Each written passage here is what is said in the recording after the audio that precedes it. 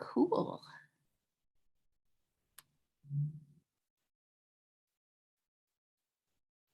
I'm just waiting for people to come on, if they're going to come on.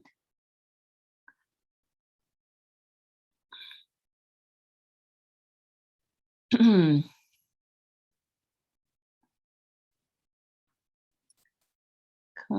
on. Some people are just going to be listening to the recording, so, but it has started recording, so I just want to let you know that so you can block yourself in some way if you want to. The whole world isn't going to see this, just just the people that signed up. It's going to be unavailable for the general public.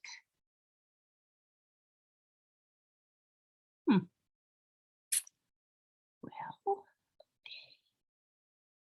let me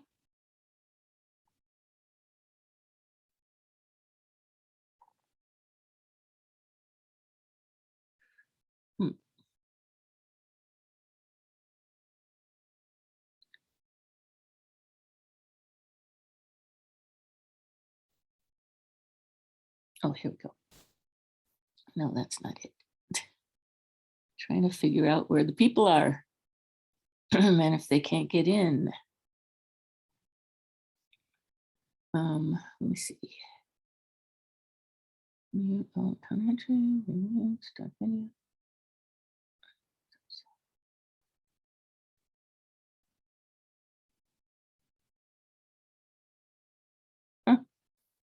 Okay. We are going to get started. I know some people definitely wanted this to be live, wanted to attend live, but that's okay. I can do this anyway. All right, perfection.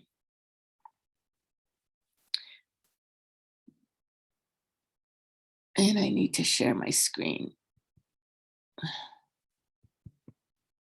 No.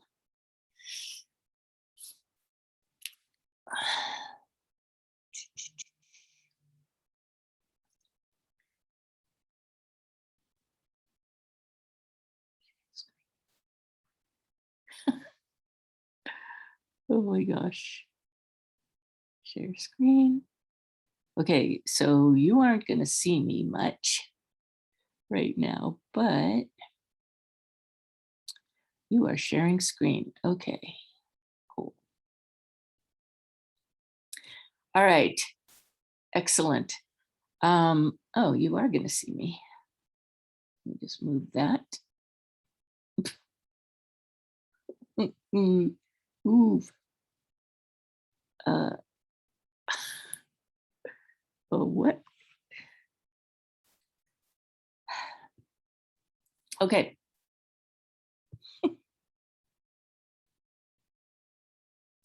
Okay, so welcome everybody to our webinar, Creating Screen Rules for Neurodivergent Kids and Teens.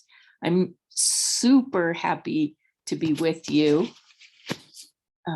I haven't done a class in a while, so I'm really excited. I love doing classes. There will be time to ask questions at the end. Most of you are muted right now if you're live, but you will be able to unmute yourselves. I would ask that you not unmute yourself until it's question and answer time. But if you would like to ask any questions, there is a chat icon either below or above the picture. And you can put in your questions into chat also. So feel free to do that. You don't have to ask them out loud. You could just put it right there. Okay, great. Moving along. So this is me. I think I was almost 3 in the first picture. And and then I'm 16 in the other picture.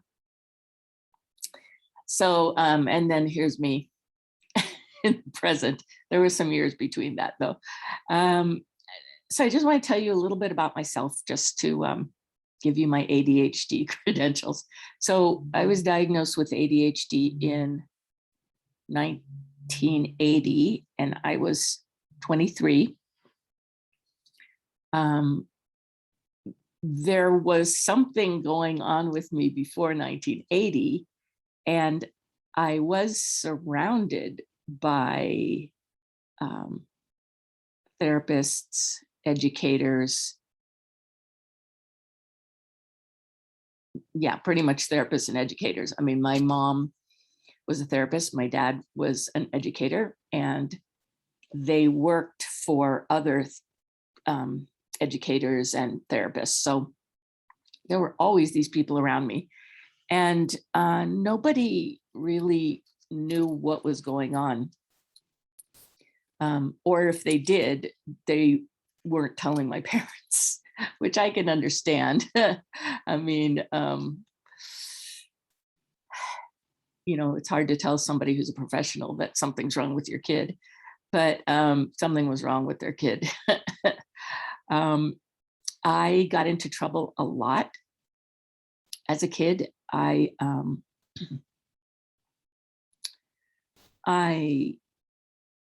found out later, like 6 months ago, that my teachers and my parents were afraid of me.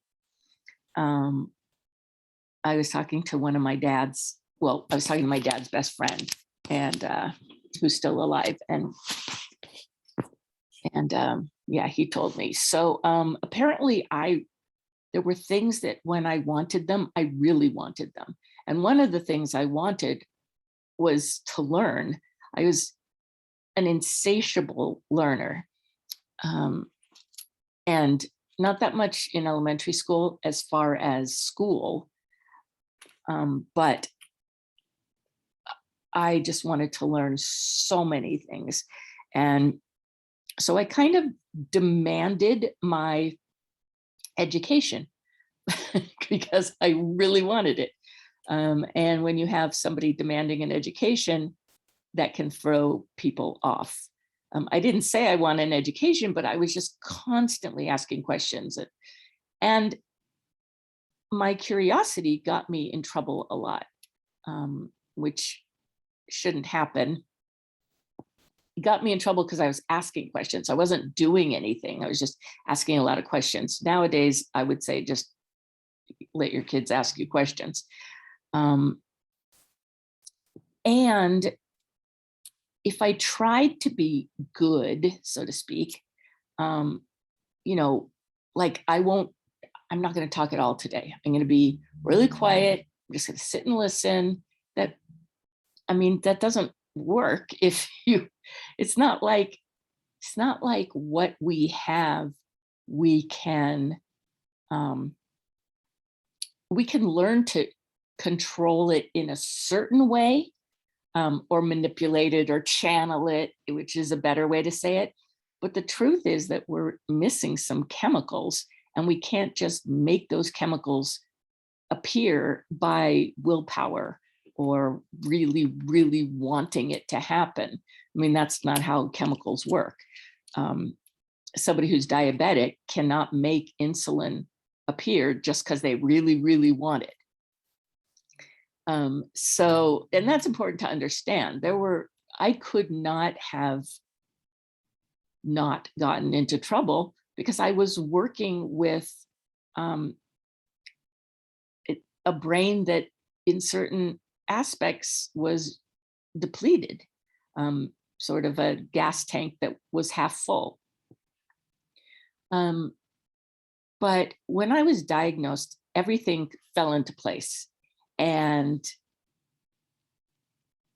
that's when I started sort of looking at my life, and also started to want to be a teacher so that other kids didn't have to go through what I had gone through.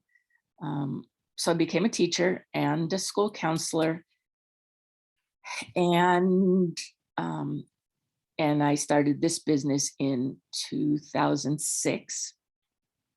Yeah. So I've been doing this for a really long time. I also have some sensory processing issues. Um, Noise is a big, big, big problem. There is no yelling in my house, and I don't do it either. But I have grandkids now, and they cannot yell in my house.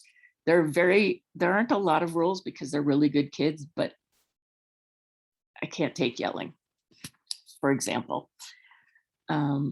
Anyway, I've been doing this for a long time, working with families, and I absolutely love it. And what I've learned over the years, as I've gained more knowledge and improved my techniques, is that it's not very hard to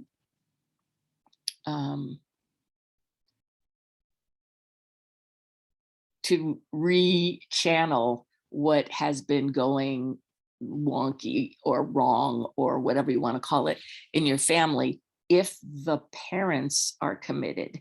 Your child doesn't even have to want to or be committed. It's because the parents are the leaders in the family, and the parents are the agents of change in the family. And because I know how to talk to neurodivergent kids, I will teach you how to do that so that even you as a parent, they will listen to you. Sometimes parents say they don't listen to me, they won't listen to me, and I understand that. But when you start approaching them differently and using different language and different a tone of voice and things like that, then things can change. All right. So I want to make sure we're on the same page, because I know a lot of you are very worried about kids being addicted to screens. So we're going to talk a little bit about that. But what I want to say first is these are my presuppositions. This is where I'm coming from, just so you know who I am. So first of all, whatever's going on is not personal. It's not against you, even if it seems against you, even if they're saying you, like even if they're pointing at you and saying you're unfair, I hate you. It's not about you. I promise you, it's not about you. So really, really try not to take things personally, because honest to God, it's not about you. Like I would say about 100%, maybe 99.5% of kids that I've worked with really want to please their parents. But something falls apart and there ends up with a power struggle. Okay, it's whatever's going on with your kid also, whether it's ADHD plus, meaning plus means whatever else added in. It could be autism, it could be sensory processing disorder, it could be bipolar disorder, it could be anxiety, whatever else is going on. So whether it's ADHD plus or an addiction, it's still not a moral or character issue. So thinking about your child as lazy or unmotivated or mean or defiant, those aren't helpful descriptors at all, because they imply that there's something wrong with their character, or that there's something wrong with their character, at least in certain situations. That's not helpful. To use the deficit model of ADHD or any other neurodivergent condition just isn't helpful. It puts your child at a disadvantage from the get-go, and you won't reach your child when you think of your child as having a deficit. I know it's called attention deficit disorder, but that's not a good name. When I was diagnosed, it wasn't called ADHD, it was called minimal brain dysfunction. So names change. I mean, I was diagnosed with minimal brain dysfunction because that's what it was called for a short period of time. But that still is not, I mean, I didn't take it personally. I didn't take it like, oh, I'm stupid. I knew I wasn't stupid. So really important not to take the label at face value. Trying to control another person's behavior stops working after age 2. A lot of people, the point of view with which they approach behavior is that I have to, the adults, is that I have to find the right way so that I can get them to do what I want. That's not helpful. The more helpful approach is we all live in a community here, which is our family, or for teachers, it's our classroom. We spend a significant amount of time in this community. And in order for a community to get along, we all need to follow these rules. So it's not just the child following a rule, it's parents as a whole, because I can, or the family as a whole, because I can tell you for sure that most neurodivergent kids, if they're high functioning or medium functioning, are very concerned with consistency, things matching, things being logical. And a lot of the pushback that you're probably experiencing is because you're not consistent in some way, and they're calling you on it. And so being inconsistent is just not going to helpful. Trying to control their behavior it doesn't work. But when you say that these are guidelines for our community or our family or our classroom, that's a whole different thing. We have a speed limit, but just having a speed limit, which is a law, does not ensure that everybody's going to follow it. So it's not a control to have a speed limit. It's not a suggestion either. We want them to follow it. It's safer for people if we're all following it. But just having the rule doesn't mean it's going to be followed. And in a family or in a classroom, that's okay. It's what happens after they choose not to follow it that is the issue. So, so we'll talk about how you get ready for that also. I do believe that screen usage needs to be addressed. I don't necessarily have all the same beliefs as everybody, but it needs to be addressed, definitely. And it's really important because screens and technology are such a part of our lives. It's really important to listen to what they're saying, because screens and technology are used for different things nowadays. They're used for doing homework. They're used for connecting with friends. They're used for watching myriad videos of different kinds, even educational ones on YouTube. There are tons of how-to videos on YouTube. They're also used for games and for social media. And so it's really important to find out what your child's needs are by letting them tell you and you listening. Like, you don't need to fight it with them. They're just going to tell you.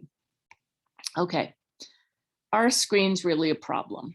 Well, let's take the yes point of view. I wish I could move this. Okay. So one of the things that's a problem with screens is that they distract from reality. not all screens, but many screens. Social media for us also distracts from reality. A lot of what people put on Facebook or Instagram or whatever, that the photos can be doctored, the statuses can be made up, the facts can be altered. So so there are some versions of screens that are just not even real. And then there's some versions that distract from reality, because a child will get so caught up with it that they're divorced from the real world. Now, I watched a lot of TV, and that was problematic too, because like my mom wanted our family to be like the Waltons, and a lot of my friends wanted, in elementary school, we wanted to hang out with the monkeys, or get to know Batman, or live in with the Brady Bunch. So it can be problematic for all of us, and it's important to look at where we're being distracted from reality when we use screens. It's, to say, well, it doesn't affect adults the way it affects kids. No, it doesn't, but it does affect adults in a significant way. Another problem with screens, I guess you would say problem, is the hyper focus, because it makes it really difficult to pull a child away from their screen. But we'll talk about that later, techniques to do that. It can be potentially dangerous, absolutely. A child or a teen can log on to a site that's inappropriate. They can be watching pornography, which is really easy to access, let me say. So don't assume that your child isn't watching pornography because they're too young or because you haven't seen them doing it. It's so easy to access. And if they're not accessing it, they could have a friend. I would have been the friend that would have been showing my friends pornography. I wasn't at all having sex all over the place. I was not having sex all over the place, but I would have been the one to show my friends. By the way, the person I am now is very, very different than the person I was as a child. So assuming that your child is going to, assuming that your child can't learn to change or learn new behaviors is false. They can learn new behaviors. I've done a lot of therapy. I've done a lot of ADHD coaching for myself. And I wasn't friendly when I was a child. I would never have said ever what I have said. Oh, I'm really excited about much of anything. I just was pretty antisocial, except I was the one that wanted to show kids, oh, look at this. I looked up words in the dictionary, like you look up swear words or dirty words or whatever in the dictionary. I was the one that did that and then showed people. So also screens can be emotionally draining. And that's for all of us. I think, I've recently gotten off of Facebook except to see if anybody's checking in on my Facebook, on my Block to Brilliant page. And I'm so peaceful. It's just weird. But I'm so much more peaceful not being on Facebook. I'll check it. Like I have, like all of my close friends, I have it worked out so that they're going to always be at the top of my Facebook feed. So I only have to look at about this much to get the lowdown on what's going on with my closest friends. And I'm not on every day. I'm on less than 10 minutes. It's a huge improvement. Now, this last one is super important. It being on screens for all of us, not just kids, can affect our sleep patterns. And this is particularly significant because sleep is pretty much the most important thing that you can do for your health, for other people's health. I do believe that health and safety are the purview, the area of authority for that's parents. Parents are in charge of health and safety. However, it's really hard to say that to a kid and be like, oh, well, social media is dangerous. They're not even going to believe you with that. So something like affects sleep patterns is going to be a more beneficial approach when you're having a discussion with kids about why we don't have our phones on all night long. Okay. And then in this way, screens are not really a problem. They promote friendship. A lot of kids they don't make phone calls. They text. That's all they do. I also have some clients that play Dungeons and Dragons, and they've been playing it with the same group for a really long time. And it builds creativity. It builds friendship.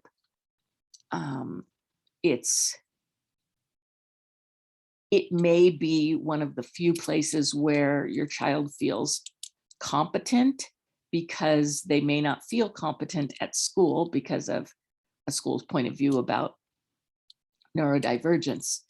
So it could be soothing for them, make them feel more confident. I mean, I have some clients and that is what makes them feel confident.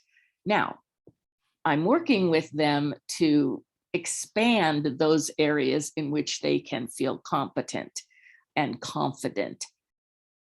And what I hear is that they've taken in outside messages so much that there aren't very many environments in which they feel competent or confident. So they call themselves stupid a lot. My brain is broken. I'm bad at this. I can't do this. It's too hard. And when they talk to me about it, they get a different point of view because I'm going through what they're going through. I'm just handling it differently. It can help with hand-eye coordination, depending on what you're doing. It can be educational. And this is weird, but sometimes doing repetitive things like playing Candy Crush, a relatively safe game, can calm the brain enough so that they can hear what they need to do better than if there's a lot of noise. One of the things that I talk about is big heart, noisy brain. And one of the ways that we add to the noisy brain as parents is that we're talking at them quite often. And the more we talk to them, the less they can hear their own inner wisdom, such as it is. And we want them to find wisdom in themselves, and not just find objections to what we're saying to them. So there are times when some very simple games, like filling, I mean, just the simple ones, like you take a bottle of some color and you put it in this bottle, and the idea is to get all the bottles filled with a separate color. those kind of things can calm a brain that is constantly going and does not have the emotional maturity or the level of executive function that can filter out what's unimportant. Being able to filter information is, it's a pretty high level of executive function. So until they can do that, which may not be until their late 20s, they're going to take everything in, which is another reason that working with a coach is good, because it is possible to train the brain, or to, I guess I would say, to accelerate some of those executive function issues by working consistently enough so that there is change. The brain is equipped to change. It just doesn't want to. So in order to get it to change, whatever intervention you're using needs to be consistent. And I don't mean yelling. No, yelling is not an intervention. Okay. So this is how you can tell if something's an addiction. You'll be able to look at this video online. And so you can click on that link. See, it's a live link, and you'll be able to click on it and get to that. You can probably click on it now too. I'm pretty sure. Now, I get calls all the time. My kid's addicted to screens. And I have only been worried about a couple of those people in my years and years of doing this. And so it's important to talk about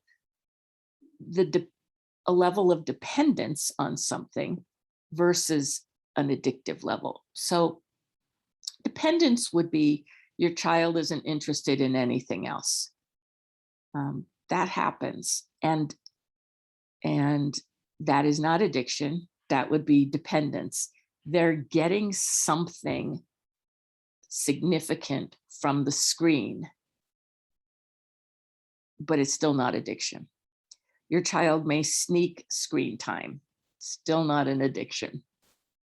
But it's also not, on the level of health. These are healthy behaviors. These are somewhere in the middle where they're clearly showing signs that they're dependent on screens, but not addicted to them. Your child may have a meltdown or a tantrum when it's time to get off a screen. And that assumes, like, most parents, I shouldn't say that. I've seen parents literally grab a phone from a child. That's just not going to work. I mean, it just doesn't work. You're creating a situation by doing that. It's not that you don't have the right to do that. It's just that it doesn't work. It creates more hostility. So we don't want you doing things that will create more hostility. We want you to be doing things that will create more agreement and cooperation. If a parent knows how to speak to a child to create more cooperation, and then they're still having a meltdown or a tantrum, that's dependence. Most kids will object in some way to having screens taken away. So it's really important to understand how to approach that period of time where it's time to stop. Now we're getting towards addiction here. They won't engage in school or family activities. So let me tell you the story, actually. So I had a client, and he was not just addicted to screens, he was addicted to other things too. Like one day he ate a bag of brown sugar. And so I said to him, if you can find an article not written by a tech person and not written by a teenager or a kid that says it's okay and that that technology or screens don't do any harm, then I'll believe you. And the one he found actually said that they may not be harmful, but they come after doing schoolwork, doing exercise, doing family time, seeing friends. So the point was, it doesn't have to be bad, but it does have to come over all these other things. So it's kind of like, great, that's the one he found. There you go. It's okay. Yes, you can use screens, but look at all the stuff you have to do first, and you have to get good sleep. So there really aren't articles that are, except maybe from tech people, maybe, or from young people that have, that, oh, screens are wonderful, they don't do any harm, da, da, da. So you don't need to worry about that. They're not going to find that because it's not there. Everybody knows screens are not. They can be harmful when used to excess for all of us. I actually found out, I've been watching TV my whole life. And I actually found out a couple of years ago that watching TV was depressing me. And I don't know how I figured it out, but not watching TV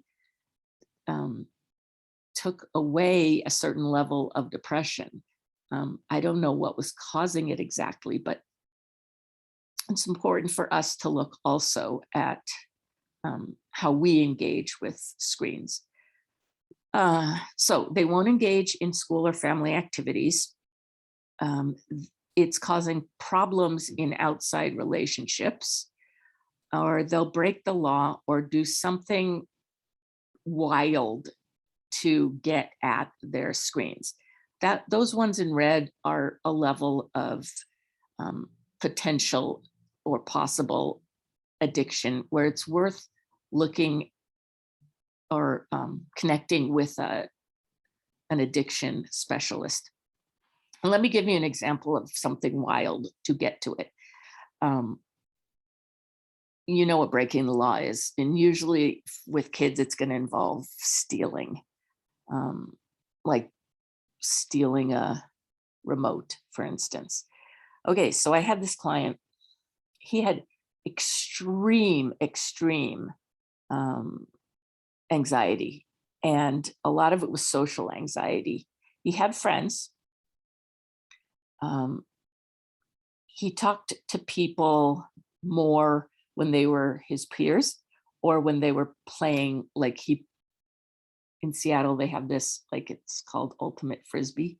So they have teams at school that play Frisbee at some schools. But when it came to screens, he was a really good kid, but he didn't get work done because he was just so into screens. And so his parents took the remote away. He would then he would go and buy a new one, and then they'd take it away, and then he'd go buy a new one. So that's not super extreme, but this is. They took the remotes, whatever they didn't throw out, and they put it in a safe. They had a wall safe in their dining room. He did not know the combination. One day, the mom was in the dining room, and she was getting the remote for him, and she heard this sound. it sounded like a machinery. It sounded like machinery of some kind. So she's looking around and she finds on the dining room, one of the dining room chairs, directly across from the safe, there is a camera that is recording her. He was trying to get the combination of the safe by recording it. And at some point she would, stand in a way where he could see what the combination was. That's extreme. That's doing something wild to get at screens. So yeah, it's not just sneaking screens. Lots of kids sneak screens, but there's a level of, like, from an adult's point of view, it would be like, whoa, this something that's just wild or bizarre or unbelievable that they're doing to try to get the screens or to get to the screens. And I just want to remind you guys, if you use the chat box, you can ask some questions and we'll have questions at the end. Okay, this is a good time to breathe. I just put these in here so we could breathe, because things get tense. It's not a fun topic. And I know that we can feel very out of control at times. If you have a young child, the best advice I can give you, if it's a child like in elementary school, is whatever your elementary school level rules are, don't change them when they become teenagers. There are families where teenagers are allowed 1 hour of screens during the week and 2 on Saturday and 2 on Sunday, period. It is possible to put screen limits in place, or they don't get any screens except to do schoolwork during the week, but they get 2 hours on weekends or 1 hour each day on weekends. I mean, it is possible to do this. Okay, so now we're going to talk literally about the creating rules, and this is before you're creating them. You want to set it up, create a setting and a mood so that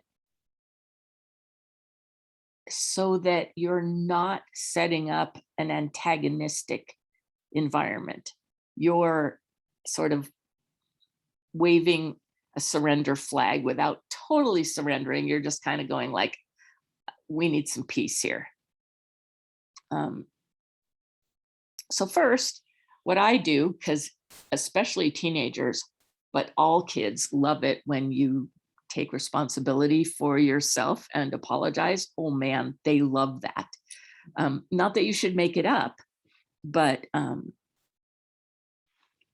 I find kids to be extremely forgiving when you or an adult makes it a habit to listen to them and listen to the kids and also take responsibility for your own behavior.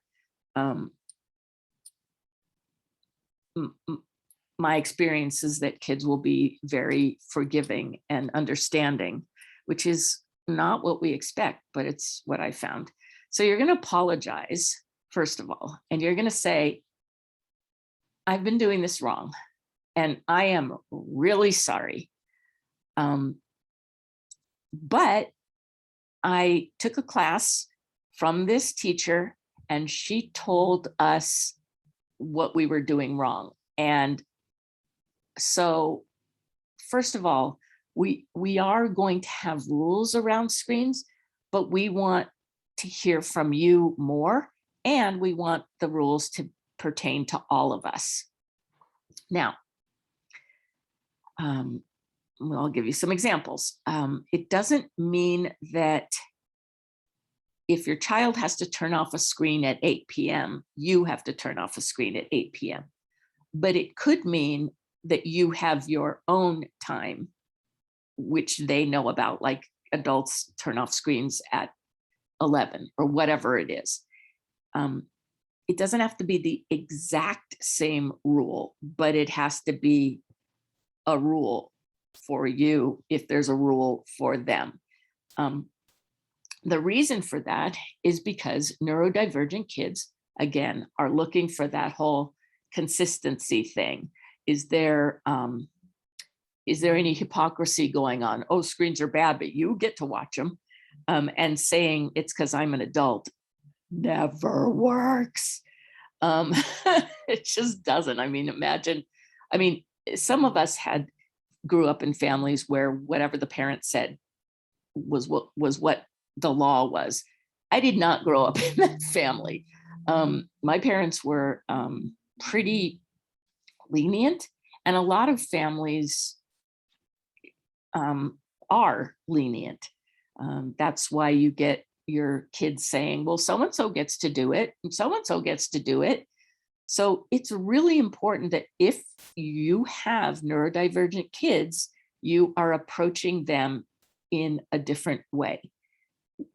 It hasn't worked, not because you're a bad parent, not because you're doing things wrong, but because the techniques that you're using do not work for neurodivergent kids. And that isn't your fault. Somebody that doesn't have a neurodivergent kid doesn't, well, I see this all the time on the internet where people are telling you like, well, this works for neurotypical kids, but it can also work for neurodivergent kids. Rarely. You really need different rules for, or different approach when we're talking about neurodivergent kids. Again, ADD or ADHD, anxiety, bipolar, autism, sensory processing stuff. All of these things mean that your child is interacting with information, and whether that information is visual, whether it's auditory, they interact differently with it. And that may not be able to be changed, but they can learn other ways to do things so that they have a choice. And that's key. If your child has a choice on how to behave, then they can feel more a part of the world without ever needing to change. And that is so key, because kids are always being told to change. Like you're not enough the way you are, you have to do something differently.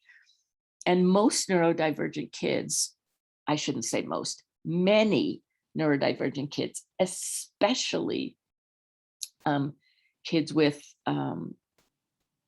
ADHD, for instance, are very sensitive, and they will pick up on messages very easily. I'm just going to check the time. Oh, okay. Well, I'll just keep going. So then after that, you're going to say, I want to hear what's important to you about screens. And you can separate out those screens because they are different. You could have, you could ask the same question about phone. You could ask it about YouTube. You could ask it about TikTok. You could ask them about separate things. And also, what worries you about changing the screen rules? Because here's the thing. There could be something that we don't know about that they aren't telling us, and a legitimate thing, like I had a client and his best friend moved away, and this was his only way to be in touch because people don't really call each other anymore. And so after school, he would connect with this friend of his best friend. And so when his mom would take the phone away, he was beside himself. He was in agony because this is his best friend and he loved his best friend and his best friend loved him. And it was like taking away a piece of his body, like an arm or a leg. It really affected him seriously. And so it's really important to be open enough to hear what the issue may be. It doesn't mean that you approve of it. It doesn't mean, okay, then I won't do okay, no rules about that. It just is extra information that will help you when you're deciding what rules will work and what won't work. You can ask your kids to take some time to come up with reasonable rules. Kids know what reasonable is. They go to school, they know what rules are, and they know what reasonable is. But you can explain, we're looking for rules that are logical and not just, like a lot of kids want to have their phones in their bedrooms in case there's an emergency with their friends, like at 2 a.m. And it's important to acknowledge that fear, but not have them with a phone in their room, because that interrupts sleep, and sleep is super important. Let's keep going. And these are for you also. We can make decisions that are fear-based also. And then comes the process of creating the rules. And I'll talk a little bit later on how I can help you with these things. Okay, so you want them to be able to present the rules that they thought up and explain them to you. So you're just going to listen. You're not going to be like, okay, no, never, no, move along. That one's not happening. Because basically, even if you're right, you're pushing them away. So you don't want to push them away. You want them to talk to you. So you're not going to judge what they're saying, because that will put a wall up. You're just going to listen. You don't have to agree with it. You don't have to implement it. You're just listening. Then you and your partner have also come up with some ideas. And so you're going to compare them, and you're going to ask for your kids' input, because it may be that it's the way that you're asking them to turn their phone in. I had a client who, this is not directly related to screens, but that was a problem when I started working with them.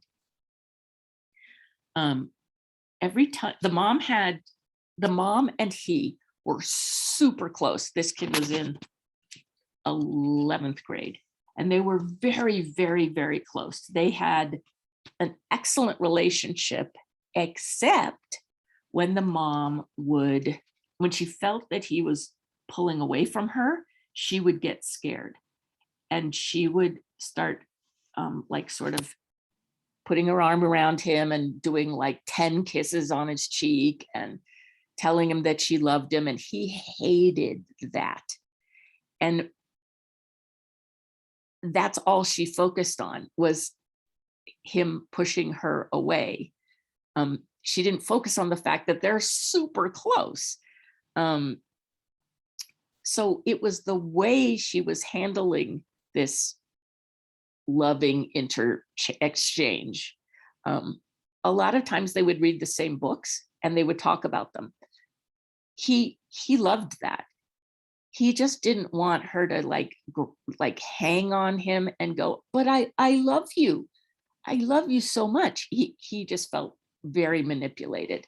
So it's really important to listen to what they have to say, because communication is so important, but it's also built in is miscommunication. It's very easy to miscommunicate with anybody, especially, or maybe not especially, but even with the people that we're close to. It's miscommunication is a real part of communication. And so we need to acknowledge that we could be miscommunicating and they could be miscommunicating. So it's important for us to hear what they have to say and for them to hear what we're saying. And by hearing, I don't mean, oh, I heard the words.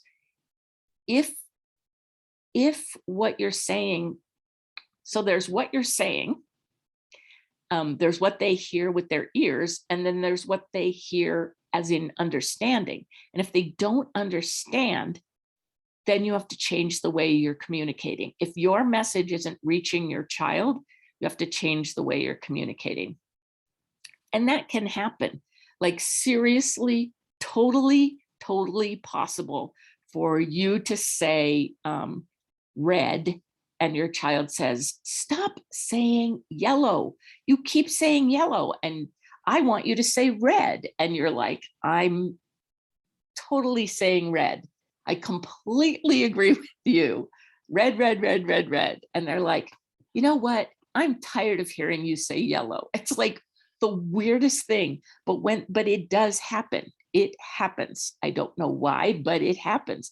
And when it happens, it's important to back away, not convinced that once they get in that mindset, it's better to ask them what they want or what are your thoughts than to try to convince them about what you're saying or to say it differently so that they'll hear it differently. Just let them talk because they cannot hear what you're saying for whatever reason. Okay, you're going to create rules. You're going to have to compromise. And my definition of compromise is nobody gets what they want, but everybody's okay with it.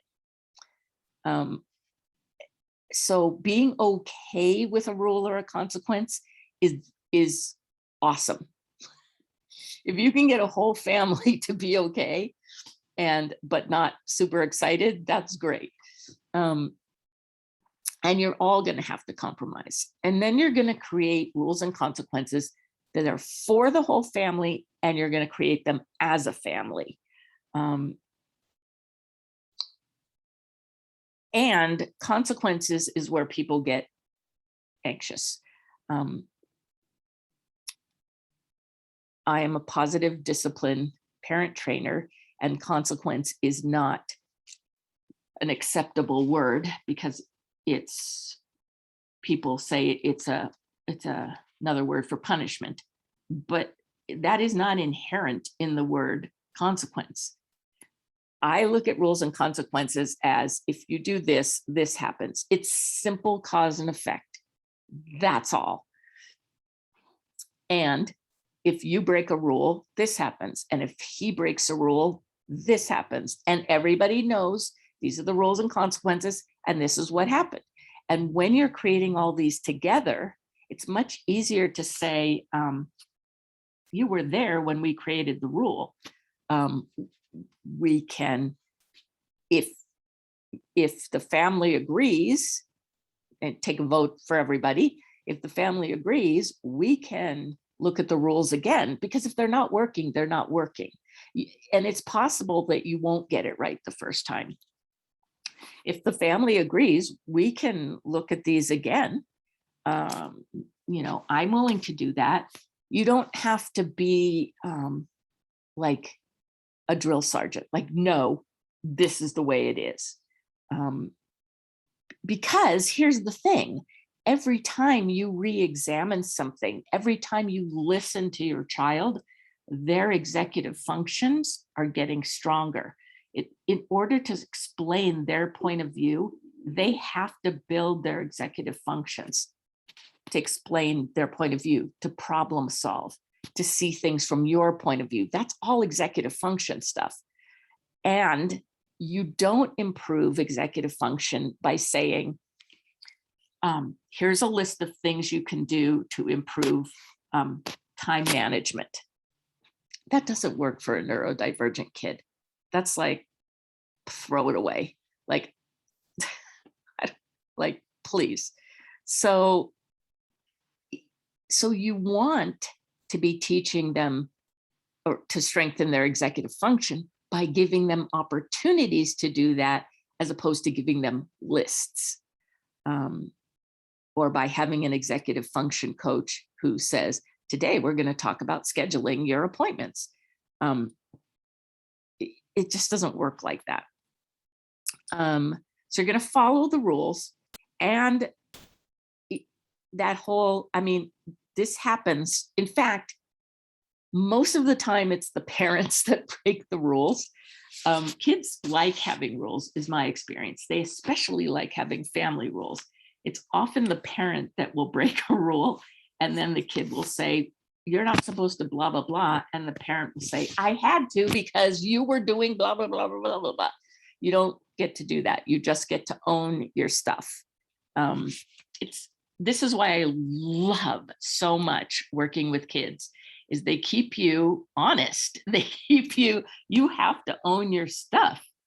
And that's important to me. That's, I appreciate that I'm called to be self-reflective and be responsible for my own behavior. And that's why I really like hanging out with kids, especially teenagers, because they'll call you on it. And I'm sure you've experienced that. You're going to follow through, and you can have positive consequences also. That's the other thing. You can have positive and negative. Like, if you turn in your phone every night for a week without me asking, this is just an example.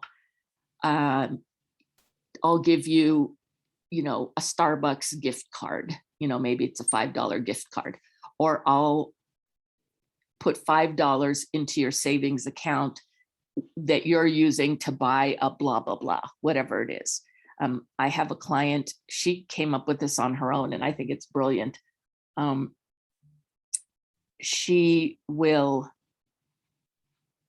daughter has to do a certain amount of work in order to earn either half of the money to get to do something she wants. Like, she's really into anime, so she likes going to anime conventions.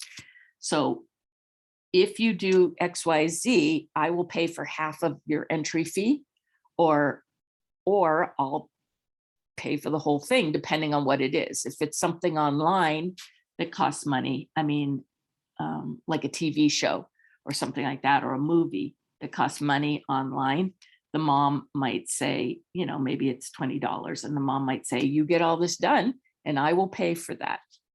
So, okay, so let's move on. Wait, we have so much to talk about. It's a good thing that you're going to have this recording.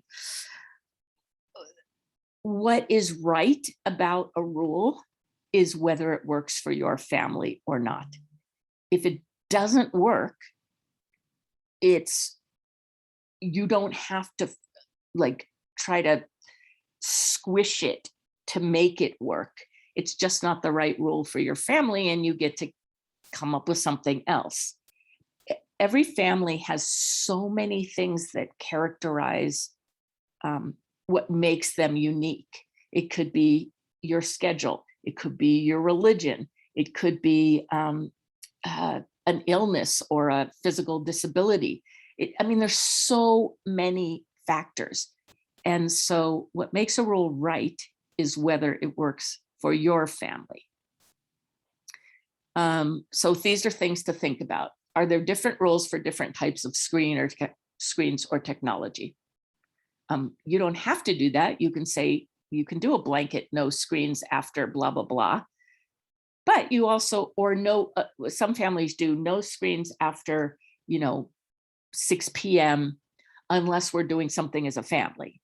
So you can alter them a bit so that you can still watch a movie as a family, or you could still play some game as a family. Look at what are the best screen times and the worst screen times. Should there be a base amount of time? Like, you get an hour a day, but you can earn extra time by doing these chores. Kids usually either want money or tech time. And I think it's I think it's important to the concept of allowance. And I think that saying things like, but we're part of a family and this is what we do. Yeah, you can do that also. And some tasks like weeding is really hard. And it's not like an everyday task. So weeding might be something that you would give a bunch of tech time to. And you can have a chart. Here's how much you earn, stick it on the refrigerator. Here are the chores that are harder. And here's how much you can earn if you do them. So clear cut when screens are allowed and not allowed. And then, as I mentioned, family time. You could have a free day also. I had a family that had free screen Fridays, meaning when they came home from school, let's say it was 3 p.m., until 9 p.m., they had free screens, and Fridays worked for them. And it worked. It doesn't work for every family. It could be disastrous for your family, but it worked for their family. Also, is this a hill I'm willing to die on? And not just me, but am I willing to kill my relationship with my child for this? And I want to be very specific because I don't want you to be manipulated by your child into thinking that you won't have a relationship unless he gets what he wants or she gets what she wants. So let's look at the last one, because I want to tell you about a client. Sometimes the thing that bugs you the most is the thing that your child feels most emotionally necessary. And so having a rule around it, or a series of rules, like being really tough about that particular thing, may not get you anywhere. It may just create further problems. So I had this client, he had a girlfriend. He was a teenager and he had a girlfriend, and having his phone with him was a thing. He actually had a background, which I won't go into, but a background where he had been taught that you need to be available for the people that you love. And he loved her. And so he needed to be available. That's what he was taught. The mom absolutely hated it. But here's the deal. It wasn't that he was trying to defy her. It was that he was pretty terrified that if he missed a message from his girlfriend, if he wasn't able to take care of her as he was taught, then something bad would happen. And he was caught up in this whole anxiety thing about that. So it's really important to listen to your kids and to ask them what they're willing to do, and you can say, okay, we'll try it for a week. You can even say, I don't think it's going to work, but I'm willing to try it for a week or something like that, or a day or 2 weeks or a month, whatever it is. And we'll see how it works. And that at least is validating for your child. And your neurodivergent child needs to be validated because the world does not validate neurodivergence. And you guys, you want to create a safe space where kids feel comfortable being themselves, whatever the rules are. So you're creating rules that keep the family safe and keep the community safe, as opposed to, I can't stand this, so you can't do it. Or I can't think, so I'm going to say no. It's okay to It's okay to defer a decision, including a consequence. It's okay to say, I need to think about it. Right now, but also when you say I need to think about it, tell them how long you're like specifically how long you're going to think about it, because they like that also. So if you say, I'll think about it and tell you later, later is 5 minutes or 10 minutes or an hour. They don't know when later is, so be specific. More breath. Okay. We're going to have question and answer time. If you guys have questions, you can unmute yourselves. Before we hit the questions and answers, I do want to say that I want to remind you that I have current offers that are over October 31st. If you purchase this book here on Amazon, email me the receipt, and then we're going to have a live sort of open house, come as you are coaching extravaganza. I'm going to be online from 10 a.m. to 6 p.m. On Zoom, available to answer questions. And that's how you get your admission, is you purchase the book, send me the receipt. I also have discounts on family sessions, private sessions. They'll be available till the end of October. You have until the end of February to actually schedule and have the session. So you don't have to have it before the end of October. All right. If you have a question, unmute yourself and let me at them. And if you don't, then we're done. It's 2:10. And you can use the chat box also if you don't want to use your voice.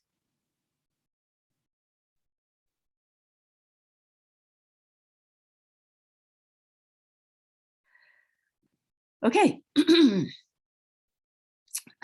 Let me make sure this video will be available tomorrow. You'll get an email that gives you the link. The video will be posted or hosted on YouTube, but it will only be available to the people who signed up for this webinar. Okay, I'm not seeing any questions, so I will say goodbye.